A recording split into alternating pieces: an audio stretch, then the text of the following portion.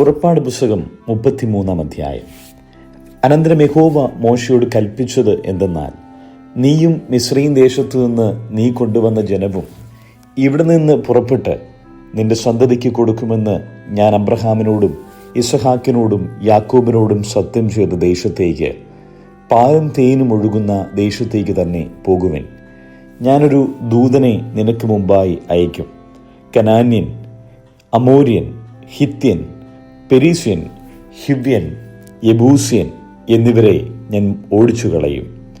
വഴിയിൽ വെച്ച് ഞാൻ നിന്നെ നശിപ്പിക്കാതിരിക്കേണ്ടതിന് ഞാൻ നിന്റെ നടുവിൽ നടക്കുകയില്ല. നീ ദുഷാഠ്യമുള്ള ജനമാകുന്നു. ദോഷകരമായ ഈ വചനം കേട്ടപ്പോൾ ജനം ദുഃഖിച്ചു. ആരും തൻ്റെ ആഭരണം ധരിച്ചതുമില്ല. നിങ്ങൾ ദുഷാഠ്യമുള്ള ജനമാകുന്നു. ഞാൻ ഒരു നിമിഷ നേരം നിന്റെ നടുവിൽ നടന്നാൽ നിന്നെ സംഹരിച്ചു കളയും. അതുകൊണ്ട് ഞാൻ നിന്നോട് എന്തു ചെയ്യണം എന്നറിയേണ്ടതിന് നീ നിന്റെ ആഭരണം നീക്കിക്കളക എന്നിങ്ങനെ ഇസ്രായേൽ മക്കളോട് പറക എന്ന് യഹോവ മോശയോട് കൽപ്പിച്ചിരുന്നു. അങ്ങനെ ഹോരേബ് പർവ്വതത്തിങ്കൽ തുടങ്ങി ഇസ്രായേൽ മക്കൾ ആഭരണം ധരിച്ചില്ല. മോശ കൂടാരമെടുത്ത് പാളയത്തിന് പുറത്ത് പാളയത്തിൽ നിന്ന് ദൂരത്ത് അടിച്ചു. അതിന് സമാഗമന കൂടാരം എന്ന് പേർ ഇട്ടു. യഹോവയെ അന്വേഷിക്കുന്നവനെല്ലാം പുറപ്പെട്ട് പാളയത്തിന് പുറത്തുള്ള സമാഗമന കൂടാരത്തിലേക്ക് ചെന്നു. മോശ കൂടാരത്തിലേക്ക് പോകുമ്പോൾ ജനമൊക്കെയും എഴുന്നേറ്റു. ഓരോരുത്തൻ താന്താന്റെ കൂടാരവാതിൽക്കൽ നിന്നു. മോശ കൂടാരത്തിനകത്ത് കടക്കുവോളം അവനെ നോക്കിക്കൊണ്ടിരുന്നു. മോശ കൂടാരത്തിൽ കടക്കുമ്പോൾ മേഘസ്തംഭം ഇറങ്ങി കൂടാരവാതിൽക്കൽ നിൽക്കുകയും യഹോവ മോശയോട് സംസാരിക്കുകയും ചെയ്തു. ജനമെല്ലാം കൂടാരവാതിൽക്കൽ മേഘസ്തംഭം നിൽക്കുന്നത് കണ്ടു. ജനമെല്ലാം എഴുന്നേറ്റു. ഓരോരുത്തൻ താന്താന്റെ കൂടാരവാതിൽക്കൽ വെച്ച് നമസ്കരിച്ചു. ഒരുത്തൻ തൻ്റെ സ്നേഹിതനോട് സംസാരിക്കുന്നത് പോലെ യഹോവ മോശയോട് അഭിമുഖമായി സംസാരിച്ചു. പിന്നെ അവൻ പാളയത്തിലേക്ക് മടങ്ങി വന്നു. അവൻ്റെ ശുശ്രൂഷക്കാരനായ നൂന്റെ പുത്രനായ യോശുവ എന്ന ബാല്യക്കാരനോ കൂടാരത്തെ വിട്ടുപിരിയാതിരുന്നു.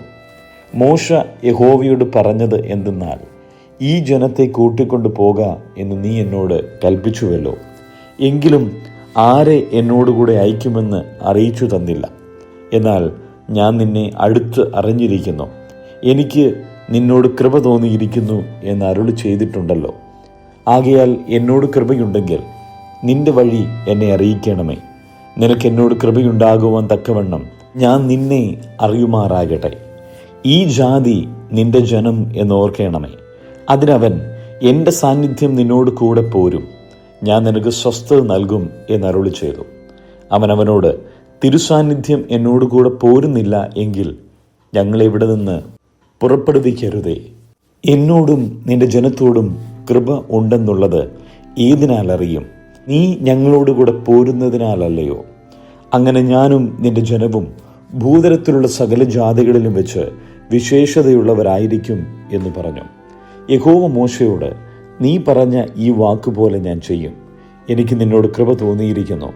ഞാൻ നിന്നെ അടുത്ത് അറിഞ്ഞുമിരിക്കുന്നു എന്നരുളി ചെയ്തു. അപ്പോൾ അവൻ, നിന്റെ തേജസ് എനിക്ക് കാണിച്ചു തരണമേ എന്നപേക്ഷിച്ചു. അതിന് അവൻ, ഞാൻ എൻ്റെ മഹിമയൊക്കെയും നിന്റെ മുമ്പാകെ കടക്കുമാറാക്കി യഹോവയുടെ നാമത്തെ നിന്റെ മുമ്പാകെ ഘോഷിക്കും. കൃപ ചെയ്യുവാൻ എനിക്ക് മനസ്സുള്ളവനോട് ഞാൻ കൃപ ചെയ്യും. കരുണ കാണിപ്പാൻ എനിക്ക് മനസ്സുള്ളവന് ഞാൻ കരുണ കാണിക്കും എന്നരുളി ചെയ്തു. നിനക്ക് എൻ്റെ മുഖം കാണുവാൻ കഴിയുകയില്ല. ഒരു മനുഷ്യനും എന്നെ കണ്ട് ജീവനോടെ ഇരിക്കുകയില്ല എന്ന് അവൻ കൽപ്പിച്ചു. ഇതാ, എൻ്റെ അടുക്കൽ ഒരു സ്ഥലം ഉണ്ട്. അവിടെ ആ പാറമേൽ നീ നിൽക്കണം. എൻ്റെ തേജസ് കടന്നു പോകുമ്പോൾ ഞാൻ നിന്നെ പാറയുടെ ഒരു പിളർപ്പിലാക്കി ഞാൻ കടന്നു പോകുവോളം എൻ്റെ കൈ കൊണ്ട് നിന്നെ മറയ്ക്കും. പിന്നെ എൻ്റെ കൈ നീക്കും. നീ എൻ്റെ പിൻഭാഗം കാണും. എൻ്റെ മുഖമോ കാണാവതല്ല എന്നും യഹോവ അരുളി ചെയ്തു. സങ്കീർത്തനങ്ങൾ 61. ദൈവമേ, എൻ്റെ നിലവിളി കേൾക്കണമേ. എൻ്റെ പ്രാർത്ഥന ശ്രദ്ധിക്കണമേ. എൻ്റെ ഹൃദയം ക്ഷീണിക്കുമ്പോൾ ഞാൻ ഭൂമിയുടെ അറ്റത്തു നിന്ന് നിന്നെ വിളിച്ചപേക്ഷിക്കും. എനിക്ക് അത്യുന്നതമായ പാറയിലേക്ക് എന്നെ നടത്തണമേ. നീ എനിക്കൊരു സങ്കേതവും ശത്രുവിൻ്റെ നേരെ ഉറപ്പുള്ള ഗോപുരവും ആയിരിക്കുന്നുവല്ലോ. ഞാൻ നിന്റെ കൂടാരത്തിൽ എന്നേക്കും വസിക്കും. നിന്റെ ചിറകിൻ മറവിൽ ഞാൻ ശരണം പ്രാപിക്കും. ദൈവമേ, നീ എൻ്റെ നേർച്ചകളെ കേട്ടു. നിന്റെ നാമത്തെ ഭയപ്പെടുന്നവരുടെ അവകാശം എനിക്ക് തന്നുമിരിക്കുന്നു. നീ രാജാവിൻ്റെ ആയുസ്സിനെ ദീർഘമാക്കും. അവൻ്റെ സംവത്സരങ്ങൾ തലമുറ തലമുറയോളം ഇരിക്കും. അവൻ എന്നേക്കും ദൈവസന്നിധിയിൽ വസിക്കും. അവനെ പരിപാലിക്കേണ്ടതിന് ദയയും വിശ്വസ്തതയും കൽപ്പിക്കണമേ. അങ്ങനെ ഞാൻ തിരുനാമത്തെ എന്നേക്കും കീർത്തിക്കുകയും എൻ്റെ നേർച്ചകളെ നാൾതോറും കഴിക്കുകയും ചെയ്യും. ലൂക്കോസിൻ്റെ സുവിശേഷം 4-ാം അധ്യായം. യേശു പരിശുദ്ധാത്മാവ് നിറഞ്ഞവനായി യോർദാൻ വിട്ടു മടങ്ങി. ആത്മാവ് അവനെ മരുഭൂമിയിലേക്ക് നടത്തി. പിശാച് അവരെ 40 ദിവസം പരീക്ഷിച്ചുകൊണ്ടിരുന്നു. ആ ദിവസങ്ങളിൽ അവനൊന്നും ഭക്ഷിച്ചില്ല. അവ കഴിഞ്ഞപ്പോൾ അവന് വിശന്നു.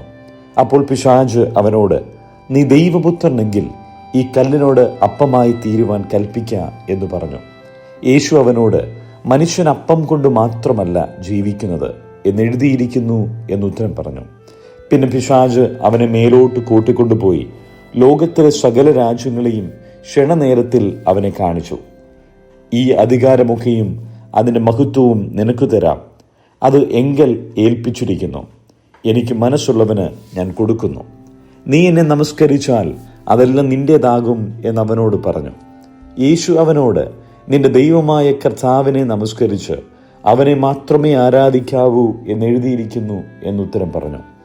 പിന്നെ അവൻ അവനെ യെരൂശലേമിലേക്ക് കൂട്ടിക്കൊണ്ടുപോയി ദൈവാലയത്തിൻ്റെ അഗ്രത്തിന്മേൽ നിർത്തി അവനോട്, നീ ദൈവപുത്രനെങ്കിൽ ഇവിടെ നിന്ന് താഴോട്ട് ചാടുക. നിന്നെ കാപ്പാൻ അവൻ തൻ്റെ ദൂതന്മാരോട് നിന്നെക്കുറിച്ച് കൽപ്പിക്കുകയും നിന്റെ കാൽ കല്ലിനോട് തട്ടാതെ വണ്ണം അവർ നിന്നെ കയ്യിൽ താങ്ങിക്കൊള്ളുകയും ചെയ്യും എന്നെഴുതിയിരിക്കുന്നുവല്ലോ എന്ന് പറഞ്ഞു. യേശു അവനോട്, നിന്റെ ദൈവമായ കർത്താവിനെ പരീക്ഷിക്കരുത് എന്ന് അരുളി ചെയ്തിരിക്കുന്നു എന്നുത്തരം പറഞ്ഞു. അങ്ങനെ പിശാച് സകല പരീക്ഷയും തികച്ച ശേഷം കുറെ കാലത്തേക്ക് അവനെ വിട്ടുമാറി. യേശു ആത്മാവിൻ്റെ ശക്തിയോടെ ഗലീലയ്ക്ക് മടങ്ങിച്ചെന്നു. അവൻ്റെ ശ്രുതി ചുറ്റുമുള്ള നാട്ടിലൊക്കെയും പരന്നു. അവൻ അവരുടെ പള്ളികളിൽ ഉപദേശിച്ചു. എല്ലാവരും അവനെ പ്രശംസിച്ചു. അവൻ വളർന്ന നസറേത്തിൽ വന്നു. ശബത്തിൽ തൻ്റെ പതിവ് പോലെ പള്ളിയിൽ ചെന്ന് വായിപ്പാൻ എഴുന്നേറ്റു. യെശയ്യാ പ്രവാചകന്റെ പുസ്തകം അവന് കൊടുത്തു. അവൻ പുസ്തകം വിടർത്തി, ദരിദ്രന്മാരോട് സുവിശേഷം അറിയിപ്പാൻ കർത്താവ് എന്നെ അഭിഷേകം ചെയ്യുകയാൽ അവൻ്റെ ആത്മാവ് എൻ്റെ മേലുണ്ട്. ബദ്ധന്മാർക്ക് വിടുതലും കുരുടന്മാർക്ക് കാഴ്ചയും പ്രസംഗിപ്പാനും പീഡിതന്മാരെ വിട്ടയപ്പാനും കർത്താവിൻ്റെ പ്രസാദവർഷം പ്രസംഗിപ്പാനും എന്നെ അയച്ചിരിക്കുന്നു എന്നെഴുതിയിരിക്കുന്ന സ്ഥലം കണ്ടു. പിന്നെ അവൻ പുസ്തകം മടക്കി ശുശ്രൂഷക്കാരന് തിരികെ കൊടുത്തിട്ട് ഇരുന്നു. പള്ളിയിലുള്ള എല്ലാവരുടെയും കണ്ണ് അവങ്കൽ പതിഞ്ഞിരുന്നു. അവൻ അവരോട്, ഇന്ന് നിങ്ങൾ എൻ്റെ വചനം കേൾക്കുകയിൽ ഈ തിരുവെഴുത്തിന് നിവൃത്തി വന്നിരിക്കുന്നു എന്ന് പറഞ്ഞു തുടങ്ങി. എല്ലാവരും അവനെ പുകഴ്ത്തി അവൻ്റെ വായിൽ നിന്ന് പുറപ്പെട്ട ലാവണ്യ വാക്കുകൾ നിമിത്തം ആശ്ചര്യപ്പെട്ടു. ഇവൻ യോസേഫിൻ്റെ മകൻ അല്ലയോ എന്ന് പറഞ്ഞു. അവൻ അവരോട്, വൈദ്യ, നിന്നെ തന്നെ സൗഖ്യമാക്കുക എന്നുള്ള പഴഞ്ചൊല്ലും കഫർന്നഹൂമിലുണ്ടായി കേട്ടതെല്ലാം ഈ നിന്റെ പിതൃനഗരത്തിലും ചെയ്യുക എന്നും നിങ്ങൾ എന്നോട് പറയും നിശ്ചയം. ഒരു പ്രവാചകനും തൻ്റെ പിതൃനഗരത്തിൽ സമ്മതനല്ല എന്ന് ഞാൻ സത്യമായിട്ട് നിങ്ങളോട് പറയുന്നു എന്ന് പറഞ്ഞു.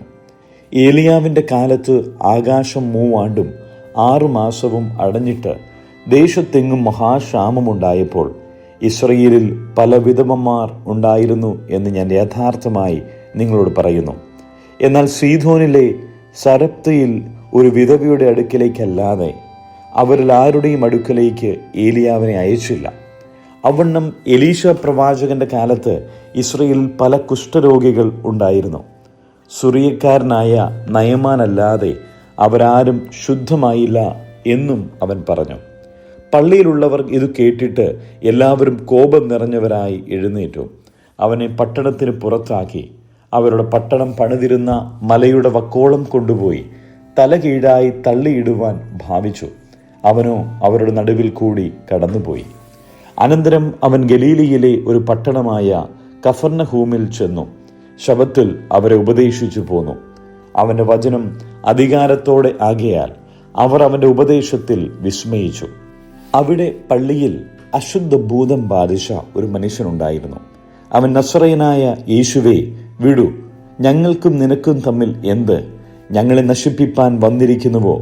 നീ ആർ എന്ന് ഞാൻ അറിയുന്നു, ദൈവത്തിൻ്റെ പരിശുദ്ധൻ തന്നെ എന്ന് ഉറക്കെ നിലവിളിച്ചു. മിണ്ടരുത്, അവനെ വിട്ടു പോക എന്ന് യേശു അതിനെ ശാസിച്ചപ്പോൾ ഭൂതം അവനെ നടുവിൽ തള്ളിയിട്ട് കേടൊന്നും വരുത്താതെ അവനെ വിട്ടുപോയി. എല്ലാവർക്കും വിസ്മയമുണ്ടായി. ഈ വചനം എന്ത്? അധികാരത്തോടും ശക്തിയോടും കൂടെ അവൻ അശുദ്ധാത്മാക്കളോട് കൽപ്പിക്കുന്നു, അവ പുറപ്പെട്ടു പോകുന്നു എന്ന് തമ്മിൽ പറഞ്ഞുകൊണ്ടിരുന്നു. അവൻ്റെ ശ്രുതി ചുറ്റുമുള്ള നാടെങ്ങും പരന്നു. അവൻ പള്ളിയിൽ നിന്ന് ഇറങ്ങി ശിമോന്റെ വീട്ടിൽ ചെന്നു. ശിമോന്റെ അമ്മാവിയമ്മ കഠിന ജ്വരം കൊണ്ട് വലഞ്ഞിരിക്കുകയാൽ അവർ അവൾക്കു വേണ്ടി അവനോട് അപേക്ഷിച്ചു. അവൻ അവളെ കുനിഞ്ഞു നോക്കി ജ്വരത്തെ ശ്വാസിച്ചു. അത് അവളെ വിട്ടുമാറി. അവൾ ഉടനെ എഴുന്നേറ്റു അവനെ ശുശ്രൂഷിച്ചു. സൂര്യൻ അസ്തമിക്കുമ്പോൾ നാനാവ്യാധികൾ പിടിച്ച ദീനക്കാർ ഉള്ളവരൊക്കെയും അവരെ അവൻ്റെ അടുക്കൽ കൊണ്ടുവന്നു. അവൻ ഓരോരുത്തൻ്റെ മേൽ കൈവച്ചു അവരെ സൗഖ്യമാക്കി.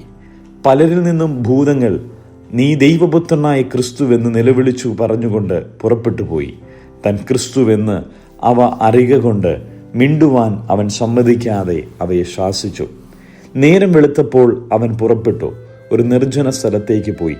പുരുഷാരം അവനെ തിരഞ്ഞു. അവൻ്റെ അരികത്ത് വന്ന് തങ്ങളെ വിട്ടുപോകാതിരിപ്പാൻ അവനെ തടുത്തു. അവൻ അവരോട്, ഞാൻ മറ്റുള്ള പട്ടണങ്ങളിലും ദൈവരാജ്യം സുവിശേഷിക്കേണ്ടതാകുന്നു, ഇതിനായിട്ടല്ലോ എന്നെ അയച്ചിരിക്കുന്നത് എന്ന് പറഞ്ഞു. അങ്ങനെ അവൻ ഗലീലയിലെ പള്ളികളിൽ പ്രസംഗിച്ചു പോന്നു.